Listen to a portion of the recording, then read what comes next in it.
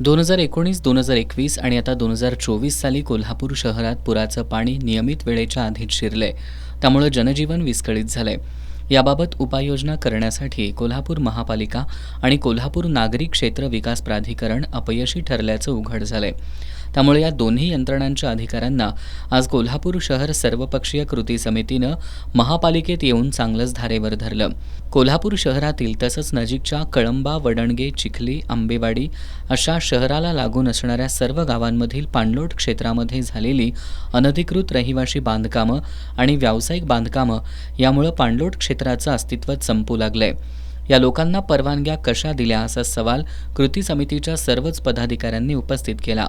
माजी महापौर R.K. पोवार, बाबा पार्टे, राजू जाधव, अनिल घाटगे, ॲडव्होकेट बाबा इंदुलकर, सुशील भांदिगरे, वसंतराव मुळीक, अशोक भंडारे, कॉम्रेड दिलीप पवार, कॉम्रेड सतीशचंद्र कांबळे, बाबूराव कदम, संभाजीराव जगदाळे, चंद्रकांत पाटील यांच्यासह महिला सदस्यांनी अधिकाऱ्यांची भंबेरी उडवून सोडली. पूर रेषेत सर्वच ठिकाणी अतिक्रमणं वाढली आहेत.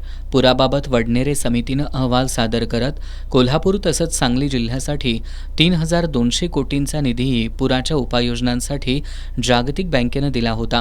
याबाबत कोल्हापूर महापालिका आणि कोल्हापूर नागरी क्षेत्र विकास प्राधिकरणानं काय केलं अशी विचारणा यावेळी करण्यात आली. पूर रेषेमध्ये झालेल्या अनधिकृत बांधकामांवर कारवाई केली पाहिजे, अन्यथा कोल्हापूर महापालिका आणि कोल्हापूर नागरी क्षेत्र विकास प्राधिकरणाला कोल्हापुरी हिसका दाखवला जाईल असा इशारा यावेळी देण्यात आला. छत्रपती शिवाजी महाराज पुलापासून गांधीनगर आणि शिरोलीसह कोल्हापूर शहराच्या चारही बाजूला झालेल्या पूर रेषेतील बांधकामांची पाहणी करून येत्या 1 महिन्यात त्यांच्यावर कारवाई करावी अशी मागणी यावेळी करण्यात आली. यावर महापालिकेचे अतिरिक्त आयुक्त राहुल रोकडे आणि प्राधिकरणाचे मुख्य कार्यकारी अधिकारी संजय चव्हाण यांनी येत्या 1 महिन्याच्या आत या सर्व ठिकाणच्या पूर रेषेतील अनधिकृत अतिक्रमणं आणि बांधकामांची पाहणी करून त्यांना कायदेशीर नोटीस देऊन त्यांच्यावर कठोर कारवाई केली जाईल अशी ग्वाही दिली.